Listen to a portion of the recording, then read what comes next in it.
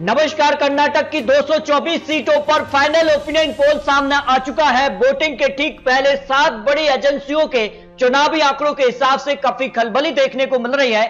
कई रीजन पर बड़ा उलटफेर देखने को मिल रहा है, क्योंकि रीजन वाइज आंकड़े यहां पर निकलकर सामने आ रहे हैं। किस रीजन पर किसे बढ़त मिल सकती है, 2018 के मुकाबले 2023 में किसे कहां फायदा हो सकता है, क्योंकि रीजन वाइज आंकड़े काफी चौंकाने वाले यहां पर निकलकर सामने आ रहे हैं। कर्नाटक चुनाव सबसे मुश्किल चुनाव इस साल का माना जा रहा है, तो कर्नाटक चुनाव पर किसकी यहां पर जीत हो सकती है, क्योंकि अपने अपने जीत के बड़े बड़े दावे सामने आ रहे हैं, जिस कहां से यहां पर चुनावी मैदान में बड़े बड़े दिग्गज नेता चुनावी मैदान में उतर चुके हैं। तो इस साल का सबसे मुश्किल चुनाव है और इसमें किसकी जीत हो सकती है, क्योंकि काफी महत्वपूर्ण आंकड़े यहां निकलकर सामने आ रहे हैं। लेटेस्ट सर्वे के हिसाब से, जो ताजा सर्वे है, वोटिंग के ठीक पहले का सर्वे है, उस हिसाब से काफी खलबली देखने को मिल रही है।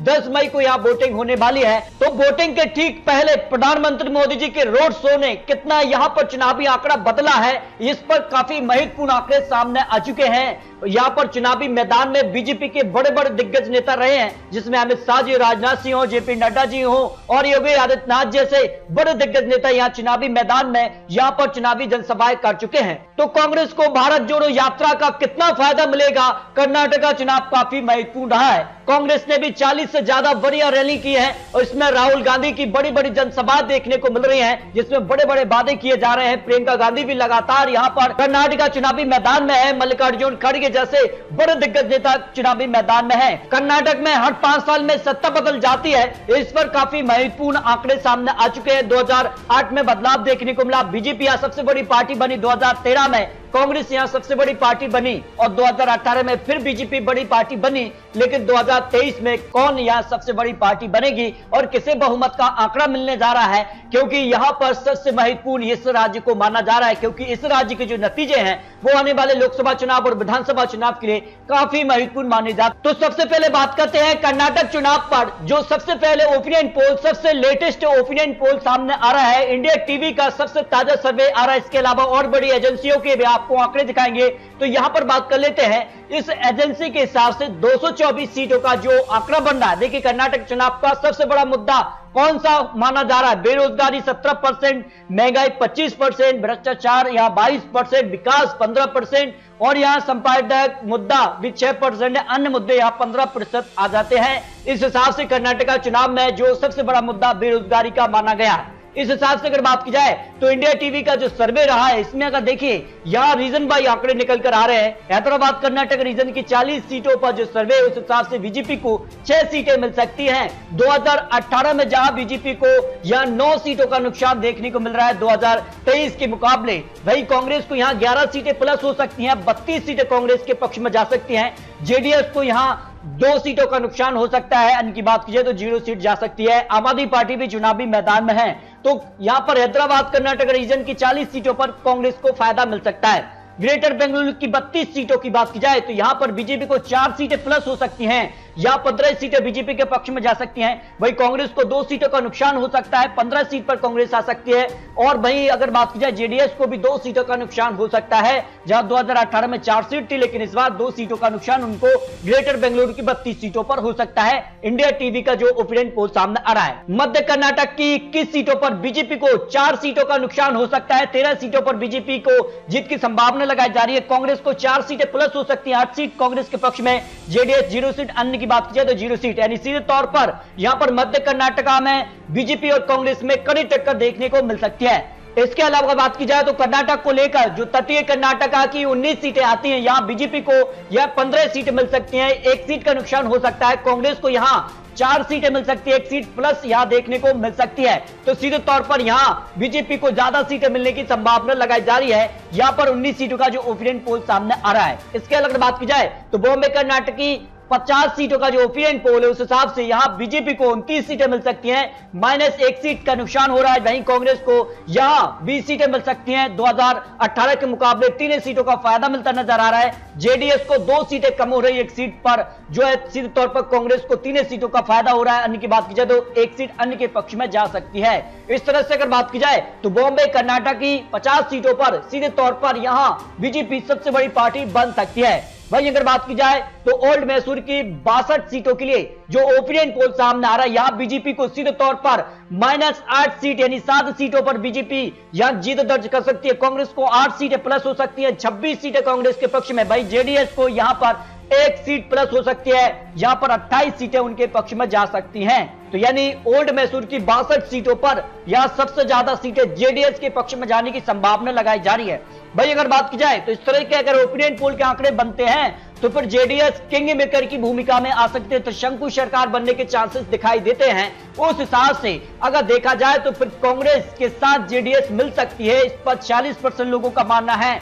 और यहां बीजेपी को 39% वन की बात की जाए तो 15% चांस दिखाई दे रहा है। अगर ओपिनियन पोल की बात की जाए तो कांग्रेस को यहां 105 सीटें मिल सकती हैं, बीजेपी 85 सीटों पर सिमट सकती है, जेडीएस 32 सीट। और अगर आंकड़ों की बात की जाए तो किस तरह से सरकार बनने के चांसेस दिखाई दे रहे हैं, कांग्रेस के 105 और यहां जेडीएस 32 सीटें मिल जाती तो 137 का आंकड़ा हो जाता है। और वहीं बीजेपी 85 और 32 सीटें जेडीएस की, तो बीजेपी भी यहां बहुमत का आंकड़ा मिल सकता है। 117 सीटों पर बीजेपी सरकार बना सकती है, 113 सीटों पर पूर्ण बहुमत की सरकार बनती है। तो इस ओपिनियन पोल के हिसाब से यहां कांटे की टक्कर देखने को मिल सकती है। इसके अलावा अगर बात की जाए तो कर्नाटक को लेकर जी न्यूज का जो ओपिनियन पोल है उस हिसाब से देखिए सैंपल साइज जो है 3,60,000 लोगों की राय ली गई है। इसके बाद यहां पर फाइनल ओपिनियन पोल के आंकड़े सामने आ रहे हैं। अब किस पार्टी के घोषणा पत्र से ज्यादा प्रभावित लोग नजर आ रहे हैं, देखिए 41% लोग बीजेपी के घोषणा पत्र जो जारी किए गए उसमें प्रभावित नजर आ रहे हैं, कांग्रेस 40, जेडीएस 14% और कोई नहीं ऐसे 5%। बसवराज मुंबई को यहाँ 28% लोग सीएम के तौर पर देखना चाहते हैं, एचडी कुमारस्वामी को यहाँ 11% और अन्य यहाँ पर 23% लोगों का मानना है कि अन्य उम्मीदवार यहाँ सीएम बन सकता है। अब देखिए रीजन बाय आंकड़े निकल कर आ रहे हैं जो कि जी न्यूज और मट्राइल्स का ओपिनियन पोल है। सेंट्रल कर्नाटक को लेकर 26 सीटों का जो ओपिनियन पोल, इस हिसाब से बीजेपी को यहां 17 से 22 सीटें मिल सकती हैं, कांग्रेस 3 से 7 सीटें, जेडीएस को 0 से 1 सीट और अन्य की बात की जाए तो 0 से 2 सीट मिल सकती हैं। सेंट्रल कर्नाटक में बीजेपी सबसे बड़ी पार्टी बन सकती है जो आंकड़े बनना है, जबकि मुंबई कर्नाटक की 50 सीटों की बात की जाए तो यहां पर जी न्यूज का जो ओपिनियन पोल इस हिसाब से बीजेपी को 28 से 33 सीट, कांग्रेस 18 से 23 सीट, जेडीएस 2 से 3 और अन्य की बात की जाए तो 1 से 2 सीटें जा सकती हैं। इस हिसाब से अगर बात की जाए तो यहां पर भी बीजेपी सबसे बड़ी पार्टी बन सकती है जो जी न्यूज का ओपिनियन पोल सामने आ रहा है। कर्नाटक की 21 सीटों की बात की जाए तो यहां बीजेपी को 18 से 20 सीट मिल सकती है, कांग्रेस 1 से 3 और जेडीएस 0 सीट और अन्य की बात की जाए तो 0 सीट मिल सकती है। यानी सीधे तौर पर एक तरफा जीत यहां भारतीय जनता पार्टी को मिल सकती है जो ओपिनियन पोल सामने आ रहा है। यानी अगर बात की जाए हैदराबाद कर्नाटक की 40 सीटों में से बीजेपी को यहां 15 से 18 सीट मिल सकती हैं, कांग्रेस को 22 से 27 सीट, जेडीएस 1 से 2 सीट और अन्य की बात की जाए 0 से 1 सीट मिल सकती है। यानी हैदराबाद में यहां कांग्रेस सबसे बड़ी पार्टी बन सकती है, यहां पर बिल्कुल कड़ी टक्कर देखने को मिल सकती है। मैसूर कर्नाटक की 55 सीटों का ओपिनियन पोल जी न्यूज के हिसाब से यहां पर कांग्रेस को यहां 19 से 24 सीटें मिल सकती हैं, बीजेपी को 7 से 10 सीट, जेडीएस सबसे बड़ी पार्टी बन रही है 26 से 29 सीट और अन्य की बात की जाए 0 से 1 सीट मिल सकती है। यानी मैसूर की 55 सीटों की अगर बात की जाए तो यहां पर सबसे ज्यादा सीटें जेडीएस के पक्ष में जा सकती हैं। जी न्यूज का जो सबसे लेटेस्ट ओपिनियन पोल सामने आ रहा है, इस हिसाब से अगर बात की जाए तो सभी रीजन के आंकड़ों के बाद अगर 224 सीट का वोट शेयर देखा जाए तो फिर बीजेपी को यहां 42% वोट शेयर जा सकता है, कांग्रेस को 41% वोट शेयर, जेडीएस को 14% और अन्य की बात की जाए तो 3% वोट शेयर जा सकता है। जी न्यूज के इस वोट शेयर को जब सीटों में कन्वर्ट किया गया तो फिर देखिए आंकड़ा किसके पक्ष में जा सकता है। 224 सीटों का जो ओपिनियन पोल है उस हिसाब से बीजेपी यहां सबसे बड़ी पार्टी बन सकती है, 103 से 118 सीट बीजेपी के पक्ष में जा सकती हैं, जबकि कांग्रेस को 82 से 97 सीटें, जेडीएस को 28 से 33 और अन्य की बात की जाए तो 1 से 4 सीट जा सकती है। इस ओपिनियन पोल के हिसाब से बीजेपी को यहां पर बहुमत का आंकड़ा मिल भी सकता है या फिर बीजेपी उस आंकड़े के करीब यहां दिखाई दे सकती है। उस हिसाब से फिर जेडीएस काफी महत्वपूर्ण हो जाता है कि जेडीएस किसके साथ जाता है। इसके अलग अगर बात की जाए तो यहां पर जो है सी वोटर का ओपिनियन पोल भी सामने आ रहा है। सबसे लेटेस्ट ओपिनियन पोल के हिसाब से भी यहां पर काफी खलबली देखने को मिल सकती है।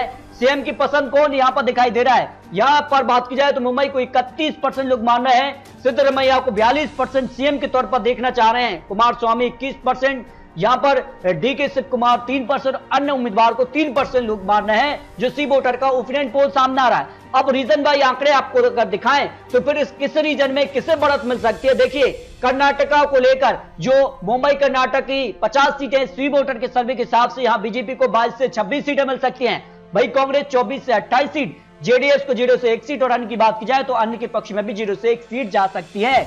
यानी यहां सबसे बड़ी पार्टी कांग्रेस बन सकती है। कोस्टल कर्नाटक की 21 सीटों की बात की जाए तो बीजेपी यहां 13 से 17 सीट, कांग्रेस 4 से 8 सीट, जेडीएस को 0, अन्य की बात की जाए तो 0 सीट जा सकती है। इस हिसाब से इस रीजन पर बीजेपी सबसे बड़ी पार्टी बन सकती है और यहां पर 13 से 17 सीट तक बीजेपी को मिलने का अनुमान लगाया जा रहा है। जबकि ग्रेटर बेंगलुरु की यहां पर 32 सीटों की बात की जाए तो बीजेपी को 12 से यहां 16 सीट मिल सकती है, कांग्रेस 14 से 18 सीट, जेडीएस 1 से 4 सीट, अन्य की बात की जाए 0 से 1 सीट की संभावना लगाई जा रही है। सी वोटर का जो ओपिनियन पोल सामने आ रहा है, इस यहां पर कड़ी टक्कर यहां बीजेपी और कांग्रेस में देखने को मिल सकती है। भाई ओल्ड मैसूर की 55 सीटों की बात की जाए तो यहां पर जो है बीजेपी को 4 से 8 सीट मिल सकती हैं, वही कांग्रेस को यहां 24 से 28 सीट, जेडीएस को 19 से 23 सीटें मिल सकती है, अन्य की बात की जाए 0 से 3 सीट जा सकती हैं। यानी यहां पर ओल्ड मैसूर में सीधे तौर पर जेडीएस और कांग्रेस में कड़ी टक्कर के बीच कांग्रेस सबसे बड़ी पार्टी बन सकती है। इसके अलावा अगर बात की जाए तो सेंट्रल कर्नाटक की 35 सीटों का जो ओपिनियन पोल है उस हिसाब से बीजेपी को 10 से 14 सीटें मिल सकती हैं। भाई कांग्रेस की अगर बात की जाए तो 20 से 24 सीट, जेडीएस को 0 से 2 सीट और अन्य की बात की जाए 0 से 1 सीट मिल सकती है। यानी फाइनल ओपिनियन पोल के हिसाब से यहां पर भी जो है कांग्रेस को जबरदस्त फायदा मिल रहा है। अगर हैदराबाद कर्नाटक की 31 सीटों की बात की जाए तो बीजेपी 6 से 10 सीट पर आ सकती है, कांग्रेस 18 से 22 सीट, जेडीएस को 0 से 2 सीट और अन्य की बात की जाए तो 0 से 3 सीट पर जीत की संभावना सी वोटर ने यहां पर लगाई है। इस तरह से अगर बात की जाए तो सभी 224 सीटों के एक साथ आंकड़े देखे जाए रीजन बाई आंकड़ों के बाद तो बीजेपी को 73 से 85 सीटें मिल सकती हैं, भाई कांग्रेस को 110 से 122 सीट, जेडीएस को 21 से 29 सीट और अन्य की बात की जाए तो 02 से 6 सीट पर आ सकती है। इस तरह से अगर बात की जाए तो कांग्रेस यहां सबसे बड़ी पार्टी बन सकती है, कांग्रेस को बहुमत का आंकड़ा मिल भी सकता है, उसके आसपास यहां कांग्रेस पहुंच सकती है जो सी वोटर ने अनुमान लगाया है। लेकिन आपको क्या लग रहा है यहां पर प्रिया रखिए। इसके अलावा अगर बात की जाए तो अन्य एजेंसियों के आंकड़े भी यहां पर आ रहे हैं, जिसमें अगर बात की जाए तो टाइम्स नाउ का जो ओपिनियन पोल है इस हिसाब से कांग्रेस को यहां पर 132 से 140 सीटें मिल सकती है, एक तरफा जीत यहां मिल रही है। बीजेपी को यहां पर 57 से लेकर 65 सीट, यानी सीधे तौर पर कांग्रेस सबसे बड़ी पार्टी बन रही है। भाई जेडीएस को 19 से 25 सीट और अन्य की बात की जाए तो 1 से 5 सीट अन्य के पक्ष में भी जा सकती है। यानी टाइम्स नाउ ओपिनियन पोल के हिसाब से यहां कांग्रेस को यहां बहुमत का आंकड़ा मिल सकता है। जबकि अगर बात की जाए तो टीवी9 कनाडा के हिसाब से अगर बात की जाए तो बीजेपी को 105 से 110 सीटें मिल सकती है, कांग्रेस को 90 से 97 सीटें, जेडीएस 19 से 22 सीट और अन्य की बात की जाए तो 5 सीट अन्य के पक्ष में जा सकती हैं। इस हिसाब से अगर देखा जाए तो बीजेपी यहां सबसे बड़ी पार्टी बन रही है, लेकिन बहुमत का आंकड़ा किसी भी पार्टी को एक तरफा मिलता नजर नहीं आ रहा है, फिर त्रिशंकु सरकार बनने के चांसेस दिखाई दे रहे हैं। इसके अलावा अगर बात की जाए तो अन्य एजेंसी के ओपिनियन पोल के हिसाब से यहां कांग्रेस को 120 से 130 सीटें मिल सकती हैं, बीजेपी को यहां 75 से 80 सीटें, जेडीएस 10 से 12 सीट, अन्य की बात की जाए 02 सीट मिल सकती हैं। तो इस तरह से अगर बात की जाए तो कई एजेंसियों के ओपिनियन पोल के हिसाब से खलबली देखने को मिल रही है, जहां सी वोटर और मेट्राइज के हिसाब से काफी चौंकाने वाले आंकड़े सामने आ रहे हैं। अगर पोल्स और पोल्स के अनुमान की बात की जाए तो फिर कांग्रेस को यहां 100 से 108 सीट मिल सकते हैं, बीजेपी 81 से 89 सीट और यहां जेडीएस को 27 से 35 सीट और अन्य की बात की जाए 1 से 3 सीटें जा सकती हैं। यानी सारी एजेंसियों के एवरेज आंकड़ों की बात की जाए तो फिर बीजेपी और यहां कांग्रेस में कड़ी टक्कर देखने को मिल सकती है।